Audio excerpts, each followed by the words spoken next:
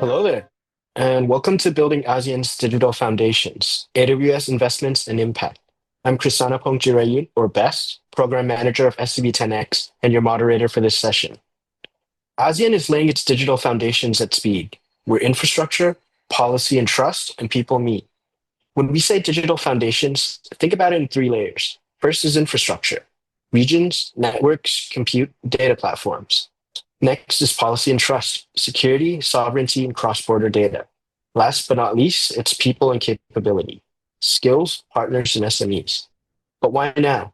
I think it's because we're at an inflection point. There's new in-region capacity that's coming online, AI adoption is accelerating, and data rules across ASEAN are evolving quickly.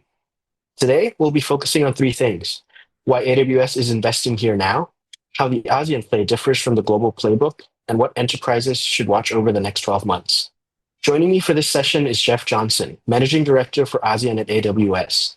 He leads AWS's regional strategy and customer partner engagement across the ASEAN markets. He's also a frequent voice on how cloud and AI can power the region's fast-growing digital economy. Jeff, thank you for joining us. Hey, thank you so much, Gumbest. It's great to be here. Great to be part of this AI Evolution event. Thank you so much. Yeah, and looking forward to our conversation, Jeff. Me too. Me too. Yeah. Okay, so to kick us off, why don't we start with AWS's ASEAN investment thesis and how the strategy adapts to the region? So AWS has made significant investments across ASEAN, from $5 billion each in Thailand and Indonesia, $6 billion in Malaysia, and $9 billion in Singapore. What makes this region such a compelling investment destination? And how is your infrastructure strategy tailored to capture this region's unique demographic dividend and varying levels of digital maturity? Yeah, thanks for the question, and just I would start by saying, look, firstly, this is one of the fastest, most vibrant markets in the world right now, and some of the underlying demographics with 61% of ASEAN's population being under the age of 35. That means there's an incredibly young demographic that's digitally savvy. In ASEAN, we have a population, internet population that's growing at 125,000 users being added to the internet on a daily basis, and a digital economy that's predicted to add $1 trillion over the next decade, as well as an overall economy that's predicted to be the fourth largest by 2030. So some of the fundamentals, just in terms of really opportunity to really provide cloud infrastructure, AI infrastructure to help customers, to help governments, to help organizations are some of the key reasons why we're investing. And also we see, I think, just strong alignment from a government and public sector perspective, be it in Singapore with the Smart Nation strategy or Thailand's own government strategies around AI and digitization as well. So really our approach is really just trying to be as customer obsessed as we can and bring our infrastructure and cloud services closest to our customers to enable them to benefit. And as you mentioned, we've been operating actually in ASEAN since 2010, when we opened our first region in Singapore, and since then we've opened regions in Indonesia, in Malaysia, and Thailand, with the investments that you outlined already there. And this helps bring those services closest to customers, helps them benefit from local data residency as well. And we're already seeing, I think, just across multiple industries, lots of customers innovating and transforming. From the likes of Petronas in Malaysia, transforming their internal operations using Amazon AWS services, through to Bank Islam, who are really approaching how they're tackling a new audience and younger audience, creating mobile applications and being able to do that more quickly using AWS. All right, so in Thailand, really excited about actually some work that we've done with Axons, who have created an application to help farmers improve their crop yield, so they can analyze soil, they can determine really the best approaches to get the best yield. So they've actually been able to improve productivity by about 20% using that application. So I think it's this, not just across large enterprises, but also across agriculture and other sectors as well. And I think what this drives as well is not just about digital services and adoption, but also underlying factors like financial inclusion. So again, we've been supporting just the build out of a number of the digital banks, such as Trust Bank in Singapore or GX Bank in Malaysia, and the ability to onboard new customers in some of these banks. Trust Bank, for example, they can onboard customers and new customers in less than 3 minutes. And so I think when you think about, again, being able to provide access to financial services and really help the unbanked and underbanked and so on, then it's really exciting to think about the impact that we can have there.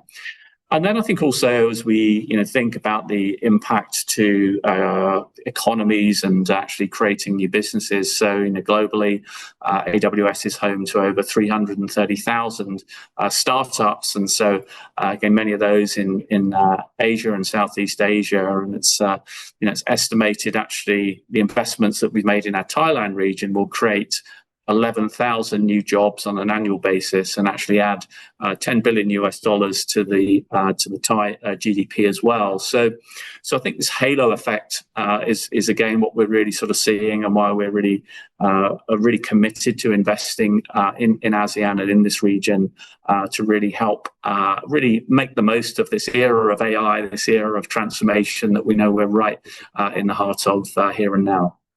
Mm-hmm. Yeah, sure. Maybe now let's shift a bit from the strategy to the engineering choices that make AI practical in this region.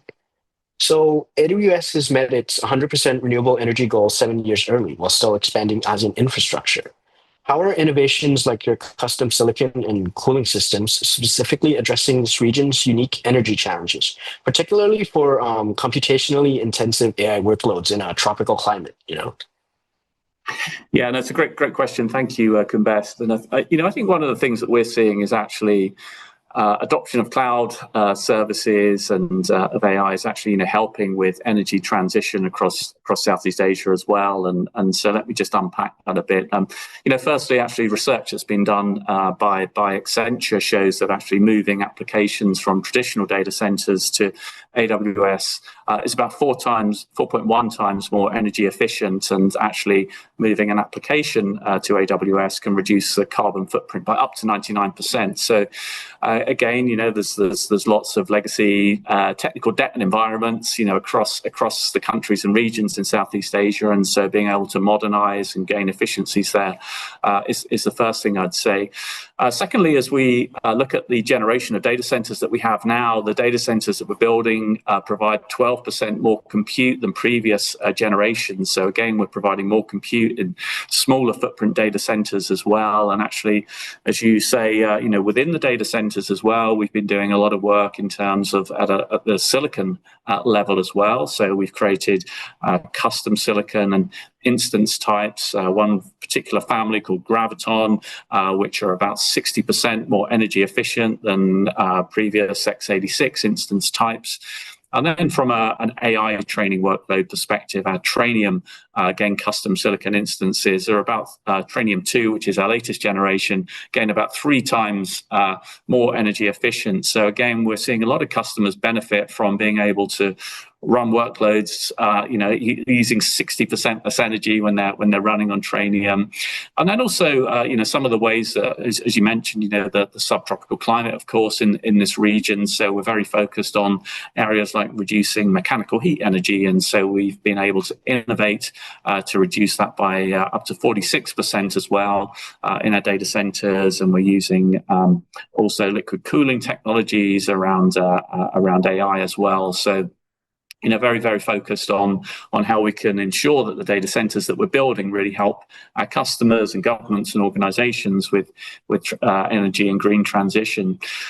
As we look a little broader and actually think about, as you mentioned, we've reached our goals actually 7 years early in terms of powering all of Amazon's global operations with renewable energy. We'd set a goal of reaching that by 2030, and we're super pleased to say that we reached that 7 years ahead of plan. And so we focus a lot on renewables, again, particularly in this region. We have partnerships with EDP Renewables in Singapore and Semcor. We've got 4 solar projects with PLN in Indonesia. And so we continue to invest in renewable projects to really help ensure, as we're growing and building AI applications and services with our customers, that we're ensuring that we're doing that in a way that's durable and can be built for the long term for the region.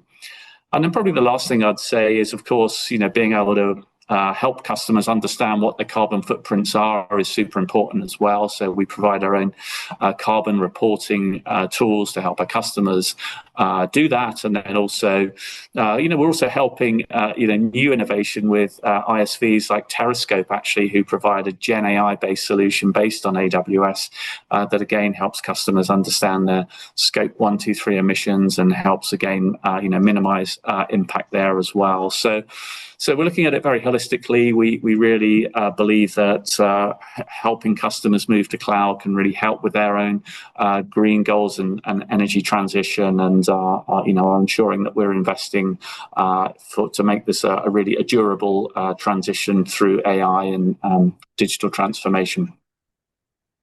Mm-hmm. Maybe you can touch base a bit more on how you guys are working with utilities or governments to secure, reliable or greener power.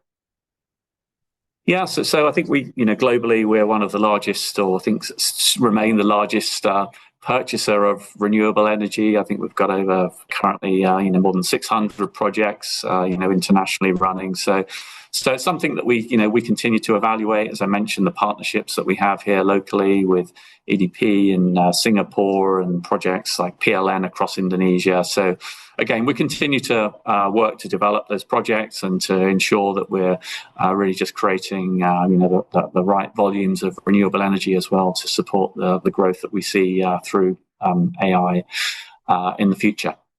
Mm-hmm, mm-hmm. All right. Now that we've covered strategy and infrastructure, maybe let's move on to the pragmatics. Let's talk about builders, platform, and how this really turns into adoption. Okay, I like the question. Yeah, let's get into the detail. Yeah. So with about 1.8 million individuals trained across ASEAN and technologies like, Amazon Bedrock being democratized across the region, how are these parallel investments in skills and infrastructure actually translating to enterprise AI adoption? And maybe can you share some examples of traditional enterprises that have successfully transformed their business models? Yeah, I'd love to. I think maybe just to kind of think back across the last kind of couple of years and this kind of era that we're in, and so I'll talk a little bit about the skills across enterprises, and then wrap it up with some examples as well. But I think look, firstly, we've seen across the last sort of 2-3 years, really 2023 being the breakout year of generative AI, where lots of customers were experimenting and running proof of concepts, and 2024 being the year where we're seeing customers begin to take this into production. And this year, very much seeing lots of enterprises and organizations and governments really beginning to scale and really sort of take this to an industrial level. And I think what we observe really is what's important in customers is thinking through these different sort of mindset shifts that we're seeing really. And firstly, I would say, historically, we've seen customers adopt what we've described as a cloud-first mindset. They can see the benefits of moving to cloud, the agility, the cost benefits, etc. And then secondly, we've seen customers then think actually, an AI-first mindset where they can begin to infuse AI into all of their applications and services and processes. But I think what we're seeing now is different. It now is much more centered around thinking about AI natively, reimagining a business, reimagining a core function from a blank sheet of paper and thinking about how can I build that? How can I reinvent that using the AI tools and technologies that I have that are available? So this is very different from, layering in and to existing processes. And really, as we kind of think about, I guess that sort of era that we're in at the moment, then, yeah, for sure, the kind of skills part's super critical. We see in customers that are really successful and, building, great success here. They're investing in skills, from every level through the organization. They're creating champions that are really experimenting and prototyping at the front line. And, even, certainly within my own teams here within AWS, I see, actually a lot of the innovation coming from our teams that are working closely with our customers, experimenting daily with our tools like Quick Suite and building, solutions quickly with customers. So that's so important, I think. Then secondly, really providing skills and training. We provide something called Amazon Skill Builder with over 600 free online training courses to help customers very quickly adopt and skill up. And if I look at customers like Techcom Bank, they have a skills guild with over 700 individuals that they've taken through that environment. And so, I think it's super key that organizations are building skills in that way. But I'd say that the other kind of thing that's maybe a little different now and that we're seeing is that, of course, historically, folks have, learned skills, gone through training, but now we're seeing, I think, just a different approach with some of the vibe coding tools that are available. So we launched Kiro back in July this year.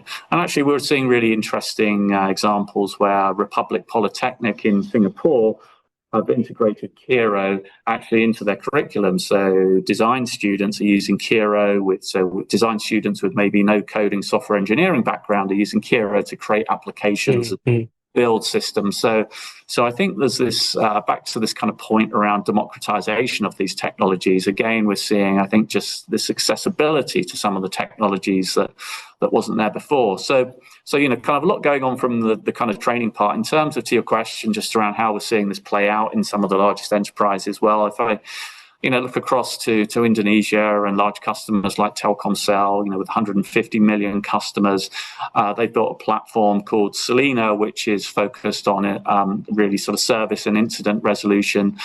They've seen an ability to improve incident diagnostics by more than 20% just through Gen AI and Gen AI tooling. And of course, this is having a super important impact just on customer service across such a large customer base.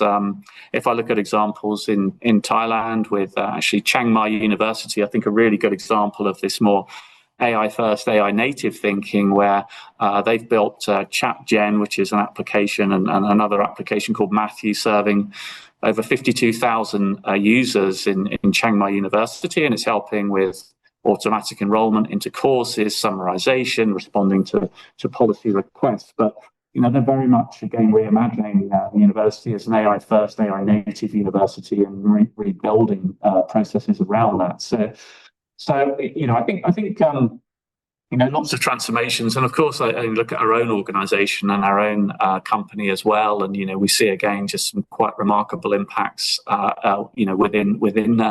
our own businesses. If I look at actually some of the teams that are responsible for some of our software engineering and development, they were working on a project around upgrading some of our Java applications and systems, and actually saved over 4,500 developer years through using our generative AI tools to upgrade a set of applications across a number of different Java programming versions. So I think these impacts are sort of here and now that organizations are seeing, be they customer-facing systems, software development, kind of across the board, lots of different examples that we're seeing. And really, and then, I think what's really exciting, though, is the new audiences, as I mentioned with Kiro, that we're putting tools into the hands of maybe non-traditional developers, if I can call them that, and allowing them to have access to some of these tools and services, which is really exciting. Mm-hmm. Those are some great examples. Now, let's maybe widen the lens a bit and look at patterns across industries. So what kind of patterns are you seeing in how ASEAN enterprises approach AI implementation differently from Western markets? And what kind of infrastructure requirements are unique to these deployments? Yeah, I think, as I kind of said at the start, obviously a super dynamic, vibrant market for AI adoption and services here. And, I think in many respects there's so much, global leadership and innovation happening. And if I think of just some of the adoption around open source technologies and large language models in ASEAN, and, firstly, I would say AWS has always had a super strong history of supporting open source through database technologies, operating systems, and, kind of no different when it comes to AI large language models. And I think, a great example is actually SCB 10x's Typhoon large language model, really supporting Thai language and culture and really, again, helping, many businesses build applications on and around that. And, congratulations again, just on being part of AWS's generative AI accelerated cohort as well. Thank you. We're really excited about the partnership there. But I think we're seeing this in many other countries, excitingly in ASEAN as well. If I look to in Malaysia, there's a national model there, Malam, or Malaysian LLM model that's been built again there, or and across other countries in Philippines with Tagalog models and also, not just at a model level, but if I look at some of the innovations, say in Vietnam, there's a company called AI Hey who have built what is sounds like you may have seen it. It's it's like a they're search platform, huge.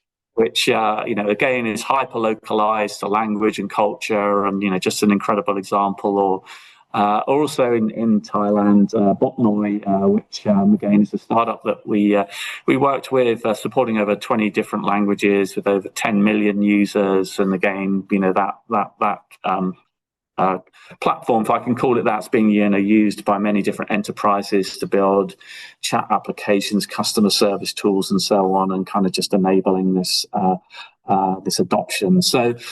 So I think I'm incredibly excited actually just about the thought leadership and just some of this innovation building on open source that's happening. And then I think what's also interesting is, and I'm sure you're seeing some of this as well, is what I think is maybe a reverse brain drain of what we've historically seen of maybe people going to university overseas, coming back, or maybe not coming back and staying in those countries and building on. And so. But I increasingly just see more and more examples. Again, I was in Vietnam recently talking to the founder of a super successful blockchain startup, and she was saying, she went to university in the US, came back to Vietnam to build her business there, just again because of the ability to innovate, the potential in this region as well. So I think more and more examples like that we're seeing. And so I really sort of see that already we're seeing, I think just this global leadership build out with if I look at the Philippines and I look at Gcash and the payments platform there, again built on AWS with over 60 million users in the Philippines using Gcash. Or of course, probably one of the most famous stories in Southeast Asia, Grab. AWS are the predominant cloud provider for Grab. They use have an AI model framework called Catwalk, running over 1,000 different models and using AI across a whole variety of different use cases. So I think there are these ASEAN sort of superstar businesses being born and built on innovation and technology. And so I really actually see ASEAN kind of leading and continuing to lead in many of these areas, which personally I find just super exciting. And again, I think part of what we see as really a halo effect that we hope our investments will have, that it's we're providing the cloud infrastructure and the investments that are the largest ever made by any international technology provider in this region, but really to see these amazing success stories get built out here. Mm-hmm. Great insights. Now maybe let's move on to the convergent points that move this region's economy. So, like you mentioned earlier, the ASEAN digital economy is projected to reach $1 trillion by 2030, potentially improving regional GDP by 13 to 18%. From your infrastructure perspective, what are the critical convergence points where cloud capabilities will drive this economic transformation? Mm-hmm. Yeah, I think maybe a way to sort of frame it is just thinking about the just some of the trigger points and convergence points across a number of different industries. Because when I think about your question and think about what are the elements that are really going to drive this GDP growth, this GDP impact, and I think looking at it maybe through an industry lens is helpful. And so as you mentioned, we're committed and providing kind of infrastructure and so I think what I see is, firstly, in financial services, maybe picking on that industry, I think just tremendous opportunity there. Firstly, to modernize core banking and traditional banking that there's still a lot of technical debt that exists. That's holding back organizations from innovating, from being able to enhance and improve their customer services, launch new products, etc., more quickly. So again, we're already seeing, in Thailand, like Siam Commercial Bank, one of the largest and oldest banks, adopting AWS to help with that modernization, to help with that agility to launch new products and services. Another example, perhaps, again, in Vietnam with Techcom Bank. And if I think of their growth from, maybe 2020, 2021, where they were at maybe 5-6 million customers now to 16.5 million customers in 2025. Again, thinking of the GDP impact of the economy there as they're, providing credits and loans and services, helping fuel business. Well, the reason they can, offer those things more quickly is, again, they can build quickly and scale quickly. And it's super interesting as well, I think, what we're seeing in some of these businesses where they're able to, provide financial inclusion and reach other, markets that they've not done historically. So again, one of the banks we were talking to, they historically have struggled to be able to loan to some of the SME businesses, and so very difficult to maybe calibrate risk. And so now, using AI, they've been able to take 3 simple photographs of the physical premises of the business, use AI to credit score them, and that's unlocked 700,000 new SME customers that they have that they can loan to, that's helping fuel their business. And so I think these points of extensibility in some of these businesses as well are really this kind of